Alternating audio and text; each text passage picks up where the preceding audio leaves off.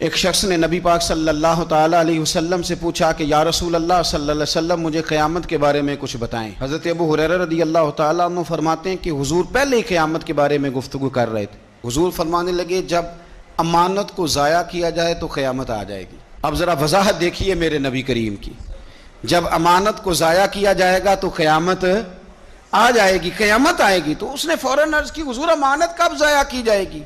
حضور امانت کب ضائع کی جائے گی؟ تو نبی پاک صلی اللہ علیہ وسلم نے فرمایا جب امانت نااہل کے سپرد کر دی جائے، جب کرسی پہ وہ بندہ بٹھا دیا جائے جو اس کا اہل نہیں ہے تو قیامت آئے گی۔ 6 نشانیاں حضور نے بیان کی بخاری مسلم میں۔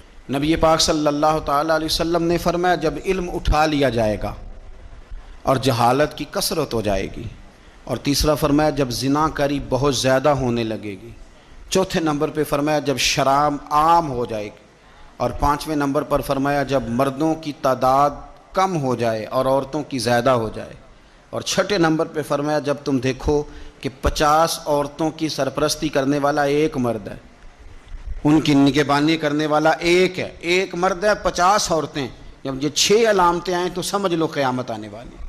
علم اٹھا لیا جائے گا۔ علم کیسے اٹھتا ہے؟ علماء جب چلے جاتے ہیں اور پیچھے نئے علماء تیار نہیں ہوتے تو پھر علم اٹھ جاتا ہے۔ بہت سارے ضلعوں کے ضلع ایسے ہیں جہاں عالم نہیں ملتا، سکھا آدمی نہیں ملتا، ضلعوں کے ضلع۔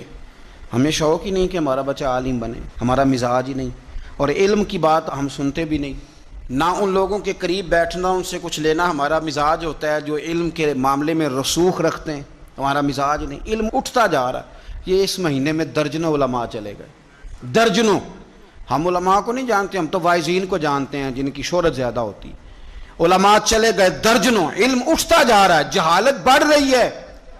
آپ یقین کریں کہ فتویٰ لینے کے لیے سکھا آدمی نہیں ملتا، اور ہم اپنے بچوں کو اس فیلڈ میں لانے کو تیار نہیں۔ میرے حضور نے فرمایا جب زنا بڑھنے لگے، کیسے کہوں کہ عالمی اعداد و شمار کہتے ہیں پاکستان میں زنا تیزی سے سستا ہوتا جا رہا ہے، زنا کرنا آسان ہو رہا ہے، شرابیں فخر کے طور پر پی جاتی ہیں۔ وہ کہتے ہیں جی یہ چودھریوں کی شادی ہے، وڈیروں کی شادی ہے، اس پہ شراب نہ آئے تو شادی کیسے آگے بڑھے گی؟ یاد رکھیں ہمارے صوفیاء کہتے ہیں، بزرگ کہتے ہیں کہ شراب پیشاب سے بھی زیادہ پلید ہے۔ یہ تو اپنے تصورات کو سمجھیں۔